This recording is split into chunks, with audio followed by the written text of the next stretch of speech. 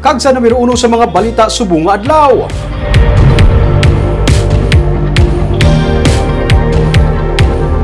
Alkalde sa syudad sa Bacolod, nagapanugyan sa mga establishmento komersyal nga limitahan anay sa 30% ang ilang maximum venue capacity nga magpatuman sa skeletal workforce.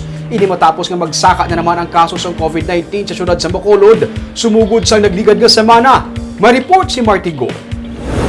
Mayara karon sang 281 ka active cases ang COVID-19 sa Bacolod City. 13 ang bag-o nga mga kaso kahapon base sa records ng Department of Health. Naglabot naman sa 19 ang mga empleyado sang Bacolod nga nagpositibo sa virus. Gindisinfect na ang Bacolod City Government Center sang nagligad nga semana kag magapatigayon man sini nga semana sang surveillance testing sa mga empleyado sang syudad. Bangod sang pagsaka sa mga kaso sa Bacolod, nagpagwa sang executive order si Mayor Evelio Leonardia nga nagahaylo sa mga establishmento komersyal nga limitahan anay ang ilang maximum venue capacity sa 30%. Iya man ginapanugyan ang mga pampubliko kag pribado nga opisina nga magpatuman sang skeletal workforce system para mabuhinan ang mga nagareport nila nga empleyado sa ulubrahan. Suno kay Vice Mayor Elcid Familiaran, ginaistoryahan pang iban nga mga pagsulundan nga ipatuman sang syudad sa masunod nga mga inadlaw. May series of meetings today and tomorrow sa ating transport sector, sa ating business sector, sa ating barangay officials. Then I think after that, magwa naman ng mayor.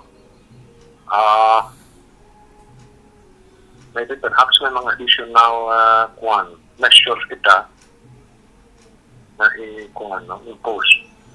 Nagahinyo man si Leonardia sa National Interagency Task Force for the Management of Emerging Infectious Diseases nga magpatuman sang napulo ka adlaw nga inbound travel moratorium sa nagikan sa gwa sang Western Visayas nga magapadulong sa Bacolod City. Ginpahayag naman ni Dr. Mary Jane Roches Juanico sang DOH Regional Office nga ang pagdamo sang social gatherings ang ginalantaw nga kabangdanan sang pagsaka na naman liwat sang mga kaso.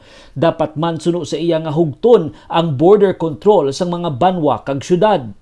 Since again nakita naton nga may spikes na dito sa Northern Negros as well as aton nga Bacolod City area. We have already discussed man sa aton man nga mga partners in the local government units to really be strict sa ilang mga border control points agud nga masala gid nga aton maayo ang aton nga mga nagasulod. So they have already implemented ang aton nga recommendation sa paggamit ng SPAT as well as ang aton man nga mga screeners sa ilang mga border points so that those nga may mga symptoms will not really be able to traverse sang mga munisipyo. Kahapon Easter Sunday, wala nagbukas ang mga beach resort sa barangay Punta Taytay kag Pahanukoy kasubong man mga coffee shop sa barangay Granada kag Alangilan matapos ginayo sa mga opisyalis ng syudad agud malikawan ang pagdagsa sa mga tawo sa ini nga mga lugar. Marty Go para sa Digicast Negros.